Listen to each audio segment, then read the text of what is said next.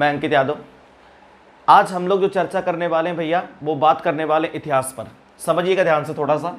हम लोग जो आज बात करेंगे अपनी क्लास की जो आज पहली बात होने वाली वो होने वाली इतिहास पर। इतिहास को कुछ इस प्रकार से हम लोग पढ़ेंगे ताकि हमारी सारी बातें एकदम क्लियर हो जाएं। ठीक, अब इतिहास में जो हमें जानना है, हम लोग सबसे पहले इतिहास में आज लेने वाले हैं भैया गांधी युग। क्या लेने वाले हैं भैया? गांधी युग।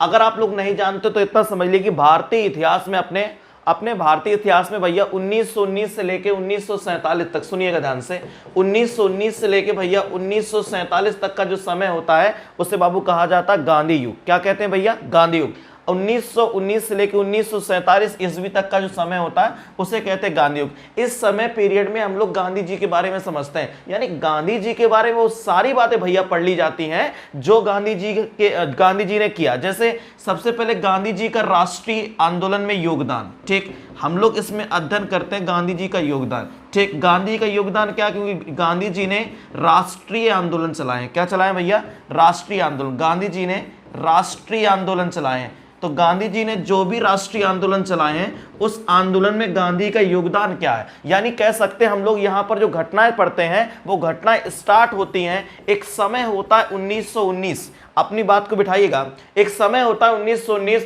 और उस 1919 से लेकर देश की आजादी तक की जब बात की जाती है, देश की आजादी तक की जब बात की जाती है, 1919 से देश की आजादी तक की बात का जितना लंबा सफर होता है, पूरे सफर का ही नाम होता है गांधी युग। पुनः दोहरा दे रहा हूं, हम लोग आज जो चैप्टर स्टार्ट करने जा रहे हैं इतिहास में वो है भैया हमारा गांधी युग। गांधी युग याद रखिए, अभी तक ऐसी कोई भी परीक्षा नहीं हुई है जहां यहां से क्वेश्चन ना आता हो। अगर इसको सही ढंग से पढ़ा जाए तो हम लोग इसको उठाते हैं 1919 से और 1947 तक पढ़ते हैं। तो हम लोग धीरे धीरे प्रयास करेंगे कि इस सिलेबस को जो अब उठाया है वो हम आपको पूरा करवाएंगे। समझ रहे हैं ध्यान से? अब आइए बात करते हैं। अब देखिए गांधी युग में सबसे पहले हम लोग क्या समझते हैं, सुनिए ध्यान से। सबसे पहले यहां पर जो पढ़ा जाता है वो पढ़ा जाता रॉलेट एक्ट। ठीक, सबसे पहले क्या पढ़ा जाता आपका भैया? Rowlatt act. अब समझिए ध्यान से, रॉलेट एक्ट की बात की जाए तो ये रॉलेट एक्ट आया भैया मार्च 1919। रॉलेट एक्ट कब आया है? मार्च 1919। परीक्षा के लिए इंपॉर्टेंट क्वेश्चन क्या होता है? ये भयानक कानून है, पहली बात तो समझ लो। रॉलेट एक्ट एक बहुत बेकार कानून था उस जमाने में, गांधी जी के जमाने में। अब गांधी जैसे लोग थे तो भाई कानून भी तो ऐसे ही आएगा। समझ रहे हो ध्यान से? अब गांधी जी कुछ बोलना नहीं, क्योंकि उनकी तमन्ना यही थी कोई एक गाल पे मारे तो दूसरा भी आगे कर दो। हमने कहा ठीक है, परेशान ना हो। तो ये ऐसा ही था, इसे मारते नहीं थे, उठा के पटकते थे इस कानून में। ठीक, ये याद ध्यान रखिएगा। जैसे हम यहाँ पे पढ़ा रहे हैं, अभी बाहर से भैया हो सकता है कोई पुलिस वाले आए, आपस से बोलो सर चलिए। हमने कहा कहाँ चलें? बोलो चलिए। अब जानते हो पुलिस वाले कहाँ लिवा जाते हैं, बोलो चलो। और चले भैया, हमको जाकर वो कहाँ डाल दिए? जेल में। हम तभी से पूछ रहे हैं हमको जेल में काहे डाला, काहे डाला, काहे डाला? एक ही नाम चिल्ला रहे हैं भैया। क्या नाम चिल्ला रहे हैं? Rowlatt act. यानी अगर समझ नहीं आया तो बात ऐसी होती है कि सर रॉलेट एक्ट एक प्रकार का सर कानून है। हमने कहा बात मान ली, लेकिन इतना तो बताओ ये रॉलेट एक्ट कैसा कानून है? अब बोलो सर पहले कानून नहीं जानते। हमने कहा भैया कानून का मतलब होता है नियम। हमने कहा सब जान गए। ठीक, हमने कहा ये कानून है, कैसा कानून है? तो हमने कहा भाई साहब रॉलेट एक्ट कानून के तहत बेटा किसी भी व्यक्ति को ये अंग्रेज वाले लोग कहां डाल देते थे? जेल। यानी किसी भी व्यक्ति को ये लोग गिरफ्तार करके सीधे कहां डालते थे? जेल। हमने कहा ठीक है। हमने कहा कारण पूछे तो नहीं बताते थे। क्या बोलते थे? Rowlatt act. क्योंकि ये रॉलेट एक्ट की बात की जाए तो सुनिएगा ध्यान से, एक व्यक्ति है जिनका नाम है भैया सिडनी रॉलेट। नाम देखिएगा, एक व्यक्ति है भैया जिनका नाम है सिडनी रॉलेट। क्या नाम है भैया? Sydney Rowlatt. ये सिडनी रॉलेट भाई साहब बहुत भयंकर कानून का जानकार व्यक्ति था। ये जो सिडनी रॉलेट व्यक्ति है ये कानून का जानकार था, और ये सिडनी रॉलेट व्यक्ति ने एक ऐसा कानून बनाया जिसके तहत किसी भी भारतीय व्यक्ति पर यदि हमें किसी प्रकार का भैया शक हो, उठाकर सीधे कहां डाल दो? जेल में। आपको कमेंट बॉक्स में क्वेश्चन के लिखना भैया, आपको इसका उत्तर देना। आप जानते हैं आप लोग इसका उत्तर देना कि रॉलेट एक्ट का पूरा नाम क्या है? रॉलेट एक्ट का पूरा नाम ये आपको कमेंट बॉक्स में लिखना है। हमने बहुत सारे ऑफलाइन विद्यार्थियों को ये सब पढ़ाया है। अब दूसरी बात सुनिए, इस कानून के तहत किसी व्यक्ति को जेल में डाल दोगे, अब कारण भी नहीं बताओगे, पूछोगे कि भैया काहे डाला, तो उसने उत्तर बताया रॉलेट एक्ट। इस कानून के तहत किसी भी व्यक्ति की अगर कभी भी किसी व्यक्ति की बेटा अपील नहीं सुनी जाती है, इसमें किसी व्यक्ति की बेटा दलील नहीं सुनी जाती है, और इसमें किसी व्यक्ति का कोई नहीं हो सकता, वकील नहीं हो सकता। इसीलिए इसी रॉलेट एक्ट का जो दूसरा नाम बनाया गया है, अपने रॉलेट एक्ट का जो दूसरा नाम बनाया गया है, इसका नाम भैया इसका नाम है भैया, इसी रोलेक्ट एक्ट का जो भैया नाम बनाया गया है बिना अपील, ध्यान सुनिएगा, बिना अपील, बिना दलील और भैया बिना वकील। अगर आपसे पूछे कि बिना वकील, बिना दलील, बिना वकील का आपसे पूछे कि कानून किसे कहते हैं, तो आप उत्तर बताएंगे सर किसे कहा जाता है, रोलेक्ट एक्ट को कहा जाता है। किसे कहा जाता है, रोलेक्ट। गांधी जी तो इस कानून से बहुत गुस्सा आ गए, पर इनकी बात समझ लीजिए, गांधी जी इस कानून को लेकर बहुत भयंकर तरीके से गुस्सा आ गए। गांधी जी ने कहा यह कानून तो काला कानून है भैया। कैसा कानून है, काला कानून है। गांधी जी ने इस कानून को कैसा कहा भैया, गांधी जी ने इस कानून को सीधे काला बना दिया। गांधी जी ने क्या कहा भैया, काला कानून। ठीक है, गांधी जी के तहत रोलेक्ट एक्ट कैसा कानून था, काला कानून था। अब भाई गांधी जी ने अगर काला कानून कह दिया तो पूरा माहौल खराब हो गया, ये समझ लीजिए इस समय। ठीक, अब भैया इतिहास पढ़ा रहे हैं तो इतिहास में जाके पढ़ाना पड़ेगा ना। अब तुम लोग बुलाओगे 1919 में, हम इस समय भी। ठीक है, अभी रुक जाओ 2 मिनट। ठीक, तो ये रोलेक्ट एक्ट की हम लोगों ने बात की। तो रोलेक्ट एक्ट क्या भैया, कानून बनाया किसने था सर, सिडनी रोलेट। एक क्वेश्चन बन सकता है, स्टार बना के लिख लीजिएगा, एक क्वेश्चन बन सकता है तुमसे, यहां क्वेश्चन पूछ सकता है। अगर क्वेश्चन ये पूछे भैया कि जो रोलेक्ट एक्ट था उस समय भारत का वायसराय कौन था, अगर क्वेश्चन पूछे कि भारत में जब रोलेक्ट एक्ट आया तो उस समय भारत का वायसराय था, रोलेक्ट एक्ट के समय वायसराय पूछे, तो आप क्या बताओगे भाई साहब, तो आप बताना सर उनका नाम था चिम्सफोर्ड। क्या नाम था बेटा, चिम्सफोर्ड। जब भारत में रोलेक्ट एक्ट आया उस समय भारत के वायसराय का नाम क्या था, उड़ा देना भैया, क्या बताना, चिम्सफोर्ड। क्या बताना, चिम्सफोर्ड। ध्यान दीजिएगा, मैं 2-3 बातें यहां पे एक्स्ट्रा बता के चल रहा हूं। ठीक है, अब रोलेक्ट एक्ट के बारे में पहले तो कान पे बिठा रहा। रोलेक्ट एक्ट, रोलेक्ट एक्ट क्या है, एक प्रकार का कानून। सुनिएगा ध्यान से, दोबारा सी बात बता दे रहा हूं, फिर से सुनिएगा, क्योंकि बार बार हमें बस रट जाना चाहिए, एक बार पढ़ा खत्म बात। ठीक, अब सुनिएगा ध्यान से। अब मैं तुमसे पूछूं कि रोलेक्ट एक्ट क्या भैया, तो रोलेक्ट एक्ट क्या भैया, रोलेक्ट एक्ट सर एक प्रकार का क्या है, कानून। क्या भैया, कानून। इस कानून के तहत किसी भी व्यक्ति को भैया कहां डाल देते हो, जेल। भैया कारण पूछने पर व्यक्ति से क्या बताते हो, कारण पूछने बताते हो कि नहीं सरकार ने क्या लगा दिया, रोलेक्ट एक्ट। रोलेक्ट एक्ट भैया आया कब है भैया, 1919। भैया महीना कौन था भैया, मार्च महीना में आया। किस महीने में आया, मार्च। रोलेक्ट एक्ट को भाई साहब काला कानून कहा है। रोलेक्ट एक्ट को बेटा काला कानून पूछे तो बताओ किसने कहा था, तो रोलेक्ट एक्ट को काला कानून कहा था भाई साहब गांधी जी ने। किसने कहा था, गांधी जी। बापू जो बोलता वही होता है। ठीक है, ठीक, रोलेक्ट एक्ट को काला कानून किसने कहा, गांधी जी ने कहा। अगर दूसरी बात यहां पर उठाए तो मैंने आपको बताया जब रोलेक्ट एक्ट आया उस समय भारत का वायसराय कौन था, तो रोलेक्ट एक्ट के समय भारत के वायसराय की चर्चा की जाए तो इनका नाम था बेटा चिम्सफोर्ड। रोलेक्ट एक्ट के समय भारत के वायसराय का नाम क्या था बेटा, चिम्सफोर्ड। बहुत कुछ होने वाला है इस कानून के तहत, ध्यान दीजिएगा। अब ये जलियांवाला बाग हत्याकांड जैसा कांड होने वाला है। ठीक, किसको पता होंगे कि कौन जानता भाई।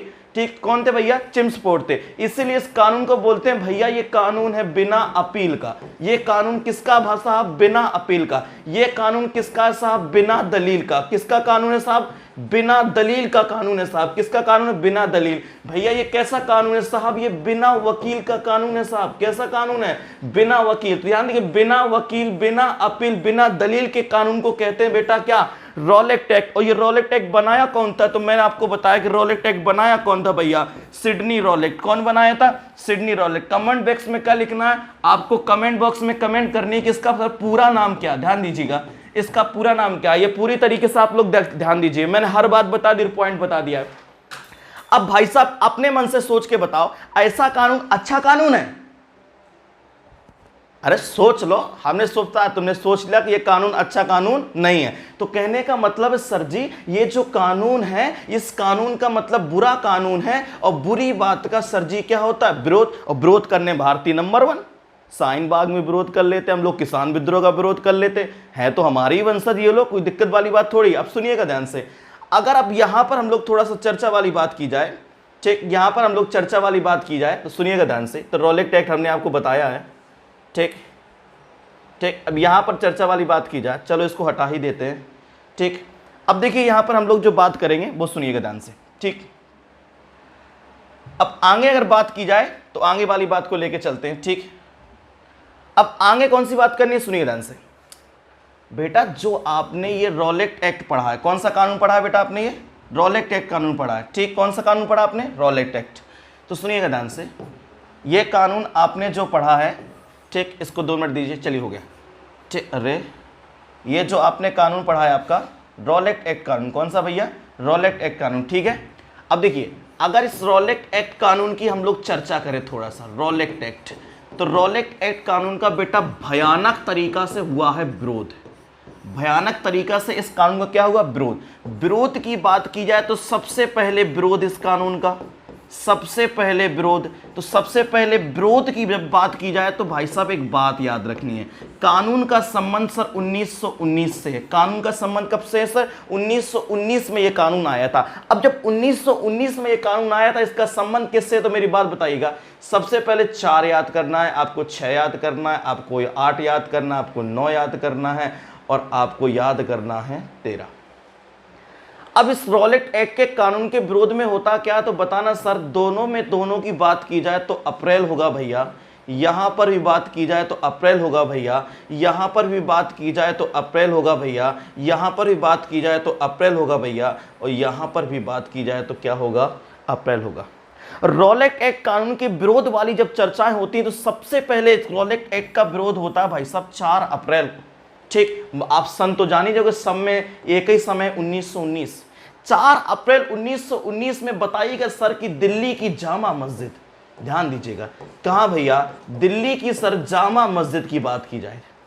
और सर इस दिल्ली की जामा मस्जिद की अगर हम लोग बात कर लेते हैं, दिल्ली की जामा मस्जिद में, दिल्ली की जामा मस्जिद में बात बता दूं आपको, एक भयानक भाषण होता है।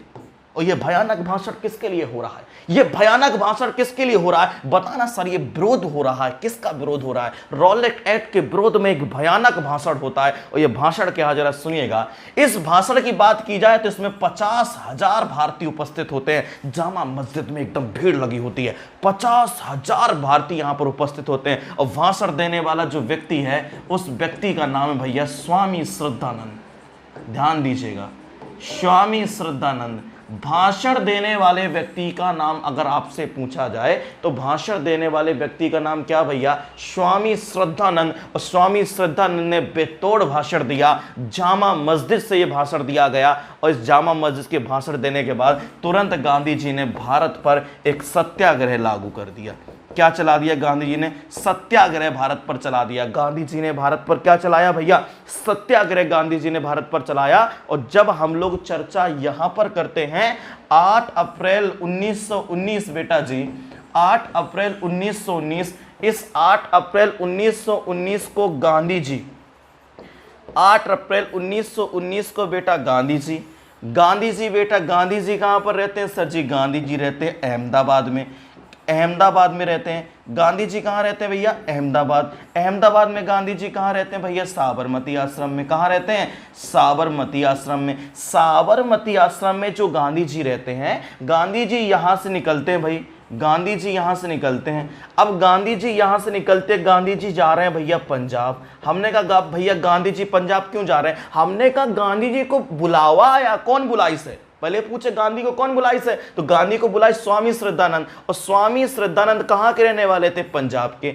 अगर आपसे ये क्वेश्चन पूछा जाए, अगर ये क्वेश्चन पूछा जाए कि स्वामी श्रद्धानंद कहाँ के रहने वाले थे, तो स्वामी श्रद्धानंद रहने वाले कहाँ के? पंजाब के। तो गांधी से मिलने जा रहे हैं, लेकिन पंजाब जाने से पहले बीच में एक स्थान पड़ता भैया, ये होता है हरियाणा।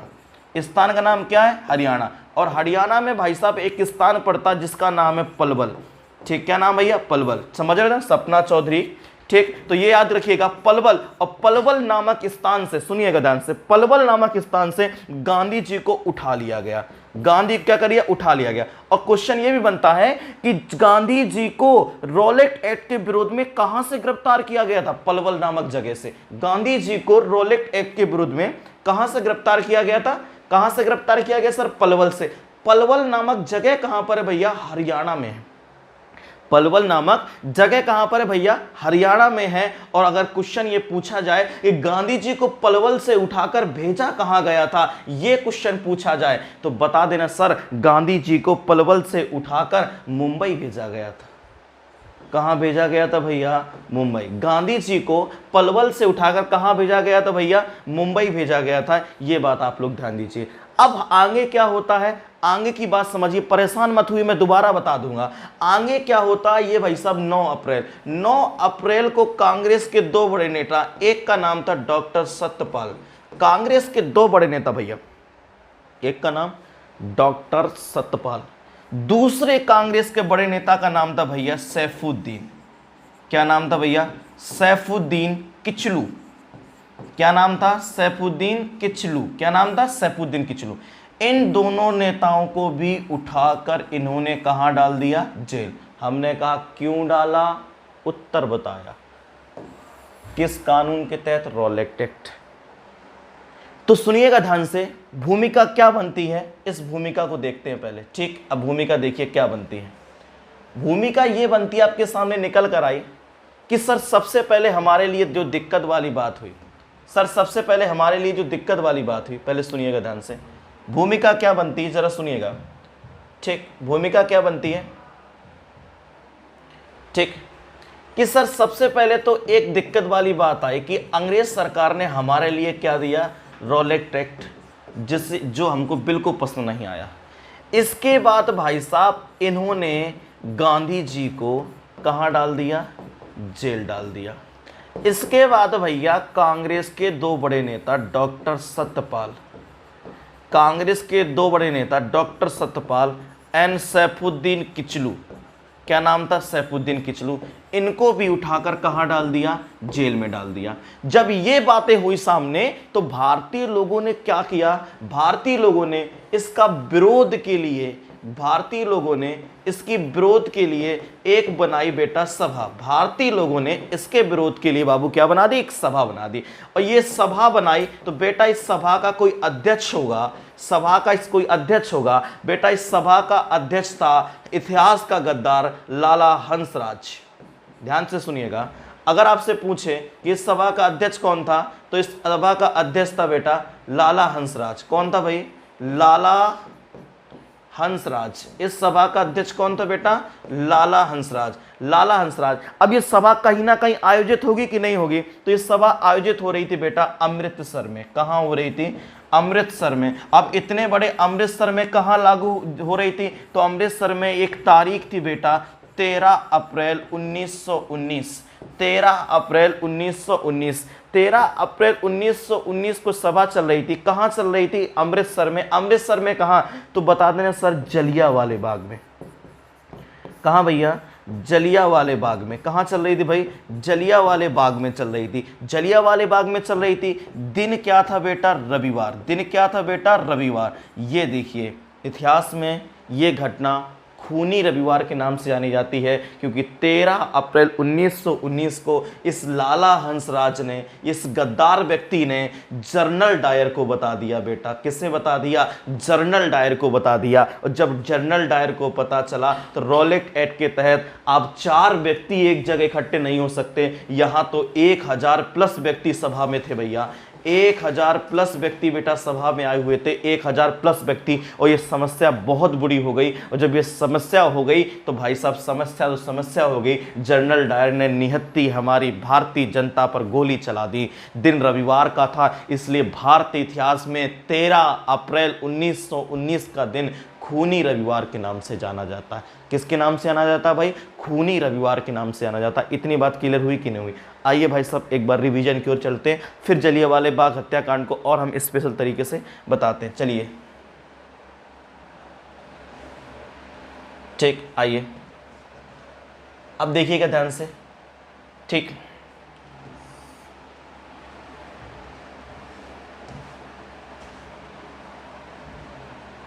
ठीक, चलिए अब थोड़ा सा यहाँ पे बदलाव करते हैं हम लोग, फिर देखते हैं। ठीक,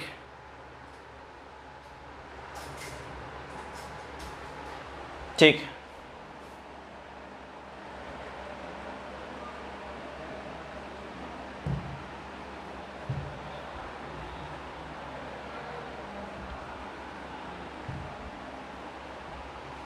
देखिए बेटा बहुत बड़ी बात बता रहा हूँ, यहाँ सुनिएगा। ठीक बेटा, इतिहास में ये क्वेश्चन आपसे पूछा जाएगा 13 अप्रैल 1919। 13 अप्रैल 1919 को हुआ बाबू जलियांवाला बाग हत्याकांड। 13 अप्रैल 1919 में हुआ है। क्या हुआ है? जलियांवाला बाग हत्याकांड। जलियांवाला बाग पड़ता कहाँ पर है? तो ये भी क्वेश्चन स्पष्ट है, अमृतसर में। ठीक, अमृतसर कहाँ पर? आपको पता है कहाँ पर भाई? पंजाब में। ये बात क्लियर हुई। जलियांवाला बाग हत्याकांड जिस दिन हुआ था साहब, उस दिन की अगर चर्चा थोड़ी सी कर दी जाए तो दिन रविवार, अगर इसकी चर्चा कर दी जाए तो दिन कौन था? रविवार। और आप सब लोग जानते हो ये बात बहुत अच्छी तरीके से स्पष्ट थी कि जलियांवाला बाग हत्याकांड कभी भुलाया नहीं जा सकता। अगर आपके अंदर छोटी सी भी देशभक्ति है, आपके अंदर छोटा सा भी कुछ भी देश के लिए भाव है, प्रकट है, कहा ना कि वो खून नहीं वो पानी है और देश के काम ना आए बेकार वो जवानी है। हकीकत यही है कि 13 अप्रैल 1919 का जब हम नाम करते, जब हम लोग पढ़ाते हैं तो रोंगटे खड़े हो जाते हैं, क्योंकि इस दिन हम लोगों ने कितने भारतीयों को खो दिया। और जलियांवाले बाग हत्याकांड में जो मेरे बच्चों सभा चल रही थी, ध्यान दीजिएगा, ये सभा चलाई जा रही थी, सभा का अध्यक्ष लाला हंसराज, लाला हंसराज, लोग इसकी पूजा करते इस गद्दार की। ये भयानक गद्दार आदमी है। सेंसर बोर्ड के द्वारा पास की गई फिल्म में इसे स्पष्ट दिखाया गया है। और इस लाला हंसराज की जब बात की जाए तो इसी लाला हंसराज ने जनरल डायर को बताया था, इसी लाला हंसराज ने जनरल डायर को बताया, साहब ये जनरल डायर बेवकूफ आदमी, इसे शर्म नहीं आई कि 2 साल की बच्ची क्या, 4 साल की बच्ची क्या, 5 साल का लड़का क्या, किसी का भाई क्या, किसी की बहन क्या, किसी के माता पिता क्या।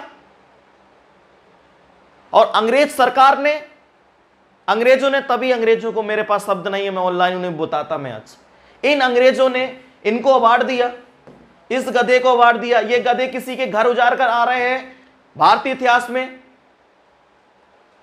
और इनको स्थान मिल रहा है, इनको अवार्ड मिलता है। हम बताते हैं इनकी दशा कैसी होगी, अब आगे सुनिएगा। जो लाला हंसराज हैं, लाला हंसराज ने इसे बताया। और इसी जलियांवाले बाग हत्याकांड में ध्यान दीजिएगा, जलियांवाले बाग हत्याकांड में ध्यान दीजिएगा, ठीक, ऐसे जलियांवाला बाग हत्याकांड, बस एक दरवाजा छोटा सा, ठीक, बाकी कुआं था बेटा, बाकी क्या था? कुआं था। इस जलियांवाले बाग हत्याकांड में सबसे बड़ी बात मैं आपको यहां पर बता दूं कि इस बाग में एक व्यक्ति का पूरा परिवार चौपट हो गया, जिसका नाम था भैया ऊधम सिंह। अब देखिएगा, इनके नाम पर फिल्म बनाई है। ऊधम सिंह का पूरा परिवार चौपट हो गया। तब जाकर ऊधम सिंह ने एक शपथ उठाई कि जीवन का एक ही लक्ष्य रह गया है, कुछ हो या ना हो, बस ये हो कि जनरल डायर की अगली सुबह ना हो। और जनरल डायर की अगली सुबह ना हो, ऊधम सिंह भाई साहब इंग्लैंड चले गए। कहां चले गए? इंग्लैंड। इंग्लैंड में ऊधम सिंह ने क्या जीवन जिया, होटलों में बर्तन धुलते रहे। जब मौका मिला एक बार, यह अपनी पत्नी के साथ, किसी के साथ कुछ सेलिब्रेशन कर रहा था, एक होटल में सेलिब्रेशन कर रहा था बाबू, एक होटल में सेलिब्रेशन कर रहा था बाबू, होटल में। और उसी होटल में ये आपकी ऊधम सिंह बर्तन धुला करते थे। और अपनी जिंदगी भर की कमाई से ऊधम सिंह ने 20 साल में एक पिस्तौल ही खरीद पाई थी। ये ध्यान दीजिएगा, ऊधम सिंह ने एक पिस्तौल ही खरीद पाई थी। ऊधम सिंह ने एक पिस्तौल खरीद पाई थी। और ऊधम सिंह ने पिस्तौल खरीद पाई थी। और ऊधम सिंह हमेशा इंतजार कर रहे थे कि वो एक दिन आएगा जिस दिन मैं बंदूक से जनरल डायर को मौत के, देखिए इस कलूटा को, जनरल डायर अभी बता नहीं सकते बेटा, मर रहे। तब जाकर 1940 में जनरल डायर को ऊधम सिंह ने मौत के घाट उतार दिया। तो तब जाकर एक कवि ने लिखा था कि जलियांवाले बाग में जो निर्दोषों का हत्यारा था, उस डायर को ऊधम सिंह ने लंदन जाकर मारा था। कहां मारा गया? लंदन में। कौन मारिस? ऊधम सिंह मारा। जलियांवाले बाग में जो निर्दोषों का हत्यारा था, उस डायर को ऊधम सिंह ने लंदन जाके मारा था। शायद उस 13 अप्रैल रविवार के दिन मरे हुए, याद रखिएगा, मरने वाले सबसे अधिक पंजाबी थे। और पंजाबियों का सबसे पवित्र त्योहार बैसाखी था उस दिन, बैसाखी था उस दिन। मुस्लिम का जैसे ईद होता है, बकरीद होता है, हिंदू में होली होता है, दीपावली होता है, ऐसे सिखों का सबसे पवित्र त्योहार बैसाखी था। वैसाखी को इन्होंने बना दिया खूनी बैसाखी। कमेंट बॉक्स में क्वेश्चन का आंसर लिखिएगा आप लोग, कमेंट बॉक्स में। आपको मैं क्वेश्चन पूछ रहा हूं, खूनी बैसाखी का लेखक कौन है? खूनी बैसाखी का लेखक कौन है? खूनी बैसाखी एक बहुत ही अच्छी चर्चित किताब है। खूनी बैसाखी का लेखक कौन है, ये आपको बताना है। ये तो सिंपल सी बात हुई साहब जलियांवाले बाग हत्याकांड की। तब जाकर एक व्यक्ति, सुनिएगा उनके बारे में बता दे रहा हूं मैं, अगर ये बात आपको क्लियर हो गई होगी। तब जाकर एक व्यक्ति, अब सुनिएगा उनके बारे में बताते हैं। तब जाकर एक व्यक्ति अपनी सारी उपाधियों को त्याग देता है, सारी उपाधियों को त्याग देता है। उपाधि आप जानते हो, भारतीय संविधान का एक अनुच्छेद है, अनुच्छेद 18 के तहत कुछ लोगों को छोड़ दो, जैसे सेना के लोग हो गए, शिक्षा की उपाधियां हो गई, आप कोई उपाधि धारण नहीं कर सकते, ये अनुच्छेद 18 में लिखा। एक व्यक्ति ने इतनी घटनाओं को सुनकर अपनी सारी उपाधियों को त्याग दिया साहब, उनका नाम था रविन्द्रनाथ टैगोर। रविन्द्रनाथ टैगोर। एग्जाम में क्वेश्चन ये पूछा जाएगा, जलियांवाले बाग हत्याकांड के समय किसने अपनी सारी उपाधियों को त्याग दिया था? जलियांवाले बाग हत्याकांड नरसंहार के बाद किसने अपनी सारी उपाधियों को त्यागा था? उत्तर बताना सर, रविन्द्रनाथ टैगोर। रविन्द्रनाथ टैगोर ने अपनी किस उपाधि को त्यागा था? अगर ये बात पूछे तो बताना इन्होंने अपनी सर की उपाधि को त्यागा था, क्योंकि इनको एक उपाधि मिली थी KNIGHT, नाइटहुड। इनको उपाधि क्या मिली थी बेटा? नाइटहुड की उपाधि मिली थी। और इनकी जो नाइटहुड की उपाधि थी, ये उपाधि दी जाती थी भाई साहब ब्रिटिश के साम्राज्य के द्वारा, यानी ये उपाधि देते थे ब्रिटिश के सम्राट। ये उपाधि कौन देते थे? ब्रिटिश के सम्राट। 2021 में करंट का क्वेश्चन बता दे रहा हूं, हाल ही में KNIGHT, हाल ही में नाइटहुड की उपाधि किसे मिली है? यह बहुत अच्छा करंट का क्वेश्चन है। हाल ही में 2021 में नाइटहुड की उपाधि किसे मिली? ध्यान से सुनिएगा। हाल ही में 2021 में नाइटहुड की उपाधि, और नाइटहुड की उपाधि कौन देगा भाई साहब? तो मैंने बताया बेटा, नाइटहुड की उपाधि देता सम्राट। कहाँ का सम्राट देता है? इंग्लैंड का सम्राट देता है, ठीक। और ये उपाधि 2021 में मिली है हैमिल्टन को। किसे मिली है? हैमिल्टन को। हैमिल्टन क्या है? तो भाई साहब ये रेस करते हैं। क्या करते हैं? रेस में क्या करते हैं? कार चलाते हैं, इंग्लैंड के रहने वाले हैं, इनको अभी उपाधि मिली है। देखिए, एक छोड़ के पढ़ने को भाई आप इतना काफी नहीं है, ठीक। उपाधि शब्द आया, मैंने बताया अनुच्छेद 18 उपाधियों से संबंधित है। उपाधि किसने त्यागी? रविन्द्रनाथ टैगोर ने त्यागी। अब रविन्द्रनाथ टैगोर ने उपाधि त्यागी, किसकी उपाधि भैया? सर की उपाधि त्यागी। सर की उपाधि इन्हें क्यों मिली थी? क्योंकि इन्हें नाइटहुड की उपाधि मिली थी। जिसे नाइटहुड को उपाधि मिलती है उन्हें सर कहा जाता है। ये कौन देता है? ये ब्रिटिश का सम्राट देता है। और तुमसे पूछे 2021 में किसे मिला है? 2021 में ये उपाधि मिली है साहब हैमिल्टन को। किसे मिली है? हैमिल्टन को। हैमिल्टन क्या है? कार चलाते हैं भाई साहब, रेसिंग करते हैं, ठीक, क्लियर है। और ये उपाधि दी है विक्टोरिया ने, सॉरी, ये उपाधि दी है इनको एलिजाबेथ द्वितीय, एलिजाबेथ द्वितीय। कमेंट बॉक्स में क्वेश्चन करिए, क्या मजेदार क्वेश्चन है। क्वेश्चन आपके सामने है कि जब जलियांवाला बाग हत्याकांड हुआ उस समय ब्रिटिश का सम्राट कौन था? और दूसरा क्वेश्चन हम आपसे उम्मीद करेंगे, मैं अगली क्लास में पूरा डिस्कशन करूंगा जो पूछ रहा हूं, अगला क्वेश्चन मैं आपसे डिस्कशन करूंगा। क्वेश्चन आपको ये उत्तर देना है साहब। उत्तर क्या देना है जरा सुनिएगा। उत्तर ये देना है कि रविन्द्रनाथ टैगोर को किस सम्राट ने नाइटहुड की उपाधि दी थी। देखिए, घबराइए मत, अभी तो शुरुआत है, अभी तो शुरुआत में बहुत सारी बातें आपको बताने वाला हूं, ठीक है। ये जो सिंपल सी बात, आइए रविन्द्रनाथ टैगोर से 2-3 मिनट हम बात कर लेते हैं। हाँ, उनकी आत्मा को भगवान शांति दे, और हमारी ये पूजनीय रहेंगे, क्योंकि अब इनके सम्मान में हम कुछ बात करेंगे। यहाँ पर थोड़ी सी बात कर लेते हैं। आइए इनके बारे में हम लोग बात कर लेते हैं। रविन्द्रनाथ टैगोर के बारे में अगर हम लोग बात करें बेटा, तो देखिएगा ध्यान से, हमारे लिए पूजनीय है ये, ठीक है। अब रविन्द्रनाथ टैगोर जी के बारे में बात करें तो रविन्द्रनाथ टैगोर, देखिए ये हमारे लिए बिल्कुल भी वो कहानी है, मैं इस बात को दोबारा कहूँगा साहब, दाढ़ी बढ़ाने से कोई रविन्द्रनाथ टैगोर नहीं बन जाता। समझदारों के लिए इशारा ही काफ़ी है, बाकी हम रहने देते हैं। दाढ़ी बढ़ाने से कोई रविन्द्रनाथ टैगोर नहीं बन जाता। रविन्द्रनाथ टैगोर बनने के लिए चलना पड़ता है। रविन्द्रनाथ टैगोर, ठीक। पहला क्वेश्चन, ठीक। एक क्वेश्चन हम लोग बात करेंगे, इनके दूसरे प्रश्न की बात करेंगे, तीसरे प्रश्न की बात करेंगे, यहां इनसे संबंधित चौथे प्रश्न की बात करेंगे, पांचवें प्रश्न की बात करेंगे, छठवें प्रश्न की बात करेंगे और इनसे संबंधित सातवें प्रश्न की बात करेंगे। रविन्द्रनाथ टैगोर अपने आप में एक नाम काफी हुआ करता था, जिन्हें अनेक भाषाओं का ज्ञान था और उनके ज्ञान सम्मान के लिए देश दुनिया में ये चर्चा का विषय रहते थे। और इन्हें नोबेल प्राइज मिला बेटा। इन्हें क्या मिला बेटा जी? नोबेल प्राइज मिला। ठीक, इनको मिला नोबेल प्राइज। इनको क्या मिला? Nobel prize. कब मिला बेटा? 1913। किस क्षेत्र में मिला भैया? साहित्य के क्षेत्र में मिला। किस क्षेत्र में मिला? साहित्य के क्षेत्र में मिला। किस पर मिला? इनकी बुक का नाम था बेटा गीतांजलि। क्या नाम था? गीतांजलि।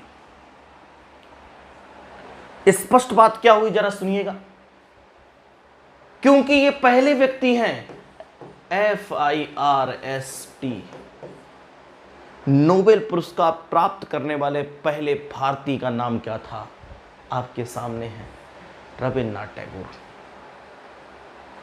रविन्द्रनाथ टैगोर नोबेल पुरस्कार पाने वाले पहले भारतीय। किस क्षेत्र में मिला? साहित्य के क्षेत्र में नोबेल पुरस्कार मिला। इन्होंने रचना की थी भाई साहब गीतांजलि, गीता का पूरा सार, गीतांजलि। भाषा बांग्ला भाषा में। ठीक, कमेंट बॉक्स में क्वेश्चन छोड़ रहा हूं, बताइएगा गीतांजलि का अंग्रेजी में अनुवाद किसने किया? मैं आपको बता रहा हूं, तो हम लोग जुड़ने का प्रयास कर रहे हैं, आगे तो बहुत लंबा सफर है। अंग्रेजी अनुवाद किसने किया? ये सब मैं ऑफलाइन में बताए हुए प्रश्न पूछ रहा हूं ताकि सभी विद्यार्थी देख सके। 1913 में मिला था। यहां तक इस हद तक देखना है कि 1913 भारत में नोबेल पुरस्कार के लिए बड़ा फेमस है। तो उस समय फिजिक्स में, उस समय केमिस्ट्री में, चिकित्सा में किस किस को नोबेल पुरस्कार दिया गया? इस हद तक भी जाकर पढ़ाई करनी है, क्योंकि अब कंपटीशन बहुत बढ़ गया है। अब हम छोड़ने वाले कुछ नहीं। ध्यान दीजिए, रविन्द्रनाथ टैगोर, ये पहला प्रश्न। दूसरे प्रश्न की हम लोग इनकी बात कर रहे हैं, तो दूसरा प्रश्न यह है कि रविन्द्रनाथ टैगोर को प्यार से गुरुदेव कहते थे। और गुरुदेव किसने कहा? बताना। गांधी जी ने कहा। किसने कहा? गांधी जी। रविन्द्रनाथ टैगोर को गुरुदेव की उपाधि से किसने नवाजा? तो गुरुदेव की उपाधि से नवाजा गांधी जी ने। महात्मा गांधी ने गुरुदेव की उपाधि से नवाजा। और सुनिए, एक समय है 1917 में होता है बेटा चंपारण आंदोलन। चंपारण कहां पड़ता है? बिहार पर पड़ता है। इस चंपारण आंदोलन में इन्होंने गांधी जी को भी एक उपाधि दी, जिनका नाम था महात्मा की उपाधि। गांधी जी को महात्मा की उपाधि भी आप किसने दी है भाई? रविन्द्रनाथ टैगोर, जिन्होंने जलियांवाले बाग के समय अपनी सारी उपाधियों को त्याग दिया था। इंपॉर्टेंट, किसकी उपाधि को त्याग दिया था साहब? सर की उपाधि को त्याग दिया था। हकीकत में सीरियस होकर पढ़ना पड़ेगा, नहीं तो हंसी हंसा के पढ़ाकर मैं आपका भविष्य बर्बाद नहीं करना चाहता। अभी आप सीरियस, क्योंकि हर एक पॉइंट, हर एक कदम प्रश्न की ओर झलक रहा है, हर एक प्रश्न है। और अगले क्वेश्चन की बात की जाए तो आप जानते हो रविन्द्रनाथ टैगोर ने जन गण मन यानी हमारा राष्ट्रीय गान लिखा है। दो प्रश्न, राष्ट्रीय गान को भारतीय संविधान में कब अपनाया गया? तो बता दीजिएगा सर, इसे अपनाया गया 24 जनवरी 1950। दूसरा क्वेश्चन, राष्ट्रीय गान पहली बार कब गाया गया? तो राष्ट्रीय गान पहली बार गाया गया 1911 कलकत्ता अधिवेशन। कलकत्ता अधिवेशन बेटा, कलकत्ता अधिवेशन में 1911 में पहली बार राष्ट्रीय गान गाया गया। और कमेंट बॉक्स में क्वेश्चन तो चाहूंगा, मैं चाहता हूं कि जो 1911 का कलकत्ता अधिवेशन है, इस अधिवेशन का अध्यक्ष कौन था? यह मैं आपसे जानना चाहता हूं। एकदम शुरुआत, एकदम हम लोग बेसिक बात कर रहे हैं। और जब ये बातें हो जाएं तो कहीं ना कहीं हम थोड़ी सी बातें और करें रविन्द्रनाथ टैगोर के बारे में।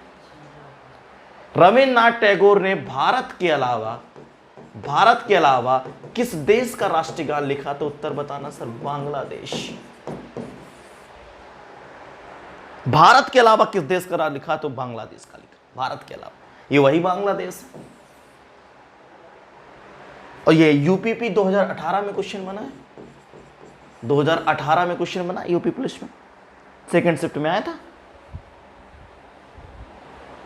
बांग्लादेश का राष्ट्रीय गान लिखने में किसने सहायता की थी आप बताइएगा? रविन्द्रनाथ टैगोर। रविन्द्रनाथ टैगोर। इसके बाद रविन्द्रनाथ टैगोर यहीं पर छूटे नहीं रहते। ठीक, बंगाल में इनकी अपनी ख्याति है। ठीक, अगर तुमसे पूछे जनगण मन गाने का समय कितना, आप सब जानते हो 52 सेकंड, लेकिन पूछे सूक्ष्म समय कितना है, कम समय कितना है, तब आपको बताना 20 सेकंड। अब यदि यहां पर हम लोग थोड़ी सी चर्चा करें तो अगर तुमसे पूछे जनगण मन में कितनी लाइन है, 13 लाइन है। यह भी क्वेश्चन स्पष्ट है, ये रविन्द्रनाथ टैगोर का व्यक्तित्व है।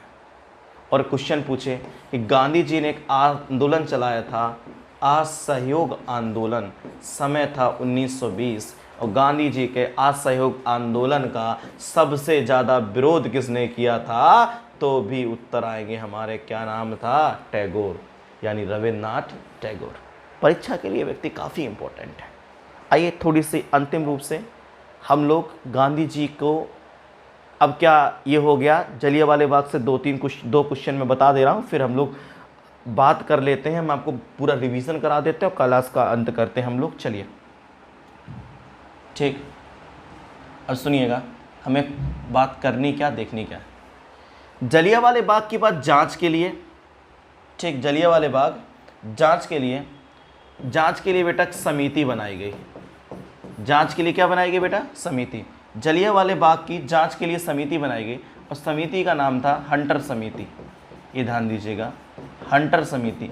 तो हंटर समिति क्यों बनाई गई, तो आप बताना सर। हंटर समिति इसलिए बनाई गई थी, क्यों बनाई गई थी, इसलिए जलियांवाला, ठीक, जलियांवाला बाग हत्याकांड की जांच करने के लिए बनाई गई थी हंटर समिति। ठीक, बाद में एक और तहकीकात समिति बनाई गई। तहकीकात समिति भारतीयों के द्वारा बनाई गई, लेकिन उसका कोई भी ज़्यादा इफेक्ट नहीं हुआ। अब सुनिएगा ध्यान से दूसरी बात, ठीक, हंटर समिति और इस जलियांवाला बाग हत्याकांड के बाद भारत में गांधी जी ने एक्शन लिया, और गांधी जी ने जब एक्शन लिया तो भाई साहब भारत में गांधी जी ने कहा कि अब अंग्रेज़ों का हम सहयोग नहीं करेंगे, अब अंग्रेज़ों का क्या किया जाएगा, असहयोग किया जाएगा।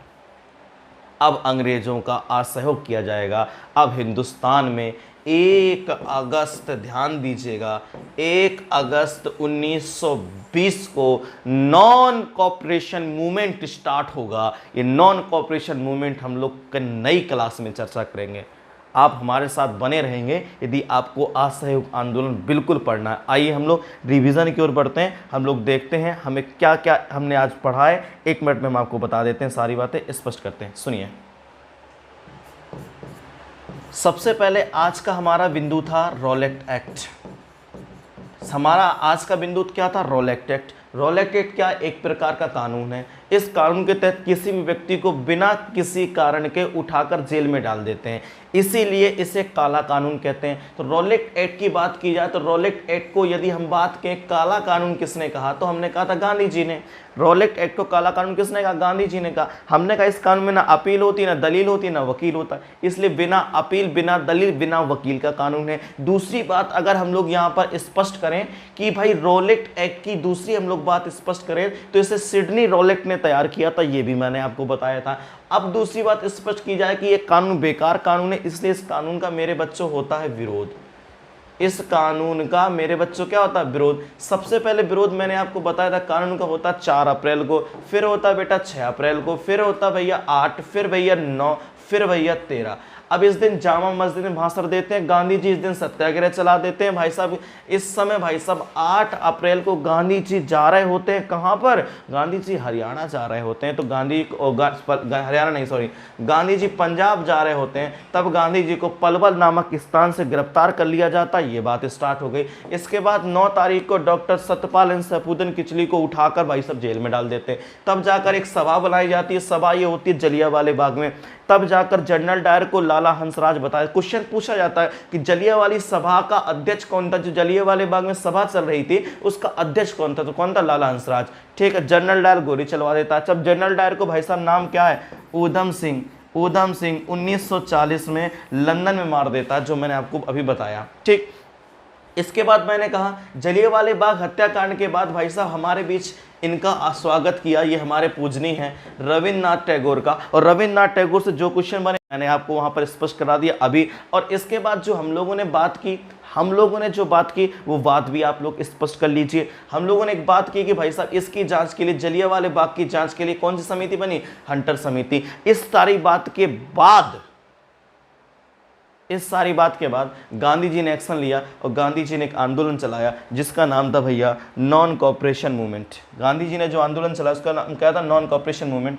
नॉन कॉपरेशन मूवमेंट असहयोग आंदोलन की हम लोग नई क्लास पे चर्चा करेंगे। कहाँ चर्चा करेंगे भाई, नए क्लास में इसके बारे में हम लोग बिल्कुल चर्चा करने वाले हैं। आइए आज हम आपको स्पष्ट कुछ बातें बता देते हैं, सुनिएगा ध्यान से। ठीक, कुछ बातें हम आपको बता दे रहे हैं। ठीक, देखिए सभी बच्चे ध्यान से सुन लीजिए, सभी बच्चे इस पर सुनिए। ठीक बेटा, एसएससी, जीडी, यूपीएसआई, ठीक, और बेटा जिन विद्यार्थियों का पैट निकल गया उन जैसे लेखपाल, ये हमारे पास बैच की जो टाइमिंग है ये है बेटा 8 बजे से बेटा 1 बजे तक। किससे भैया, 8 बजे से 1 बजे तक ये बैच की टाइमिंग है। ठीक, ध्यान दीजिएगा। इस बैच में पहली क्लास जो होती है वो पहली क्लास होती है रीजनिंग की। इस बैच की जो फिर क्लास होती है मैथ्स की। इस बैच में फिर तीसरी क्लास जो होती है वो होती है करंट की। चौथी क्लास इस बैच में होती है जीएस की। फिर एक क्लास और होती है जीएस की। और इसके बाद अंत में इस बैच में क्लास किसकी होती है, हिंदी की। ये है आपका बैच रैंकर बैच, ध्यान दीजिएगा। बैच का नाम है बेटा रैंकर बैच, ये ध्यान दीजिएगा। पता की बात करें तो आप बता दीजिएगा। ठीक है, भदौरिया चौराहा पेट्रोल पंप के पास महिंद्रा कोचिंग के पास, ध्यान दीजिएगा। ठीक, महिंद्रा कोचिंग के पास। ठीक है, महिंद्रा कोचिंग के पास आप महिंद्रा कोचिंग के पास आएंगे। महिंद्रा कोचिंग ऊपर फ्लोर में है, अपना बैच चल रहा है नीचे फ्लोर में, reasoning, maths, current, GS, second class. अब जानकारी बता दें, एक क्लास में यहाँ पर चर्चा अभी इस समय हो रही है हिस्ट्री की, दूसरी क्लास में चर्चा ज्योग्राफी की होगी, या तो चर्चा हमारी इस समय इकोनॉमिक्स पर होगी। यह है हमारा रैंकर बैच। दूसरी बात समझिए, नई इंफॉर्मेशन। ठीक, एसएससी जीडी, ध्यान दीजिएगा, एसएससी जीडी का न्यू बैच आज 2 सितंबर को स्टार्ट हो चुका है। इस बैच की टाइमिंग है भाई साहब 2 बजे से, ध्यान दीजिएगा। इस बैच की टाइमिंग है 2 बजे से लेके भैया 5 बजे, 5:30 बजे तक। ये बैच चलता है हनुमान मंदिर के पास, छपेड़ा पुलिया। हनुमान मंदिर के पास कहाँ पर भैया, छपेड़ा पुलिया में ये बैच चलता है, ये ध्यान दीजिएगा। ठीक, देखिए ध्यान से, जीएस भाई, अंकित सर, ये ध्यान दीजिएगा। एक बैच मात्र इंडिविजुअल, एक बैच हम लोगों ने स्टार्ट किया है। एक बैच है जो हमारा इंडिविजुअल बैच चल रहा है, ये आप समझिएगा। ये इंडिविजुअल बैच जो मेरा चल रहा है, ये समय है बेटा 2 बजे से लेके 3:30 तक ये मेरा इंडिविजुअल बैच चल रहा है। स्पेशल जिन विद्यार्थियों को जीएस पढ़नी है, और ये बैच चल कहाँ पर रहा है, छपेड़ा पुलिया पे चल रहा है। ये बात क्लियर हो गई। इसके बाद नेक्स्ट इंफॉर्मेशन आपको बता दें, न्यू बैच शाम को 3 बजे अपनी पार्थ इंस्टीट्यूट में प्रारंभ होने वाला है। ये हमने इन्फॉर्मेशन कर दी। हम उम्मीद करते हैं सभी विद्यार्थियों को समझ में आया होगा। आप लोग हैं तो सब कुछ है, अगर आप लोग हेल्प करेंगे तो कल आगे निकलेंगे, वरना कोशिश जारी है। देखेंगे पीछे क्या होगा वो अलग बात है, कोशिश जारी है। कोशिश ना करें तो एक गलत बात है, कोशिश जारी है। सफलता मिले तो सही, ना मिले तो ना सही, लेकिन कोशिश जारी है। अरे पेपर निकलेगा, कुछ भी होगा, नौकरी मिले ना मिले वो एक अलग मैटर है, लेकिन हर बात एक अलग बात है कि कोशिश जारी है। कोई पूछे सफलता नहीं मिली तो जवाब एक है, परेशान मत हो, कोशिश अभी जारी है। चलिए भाई, जय हिंद। आज के लिए इतना रखते हैं और हमारी भी कोशिश जारी है, आपकी भी कोशिश जारी है। सफलता बस इतनी ही दूर है, ठीक। आज नहीं मिली तो कल मिलेगी, लेकिन कोशिश जारी है, इसे जारी रखना, पक्का मिलेगी। चलिए, बिल्कुल, गुड नाइट।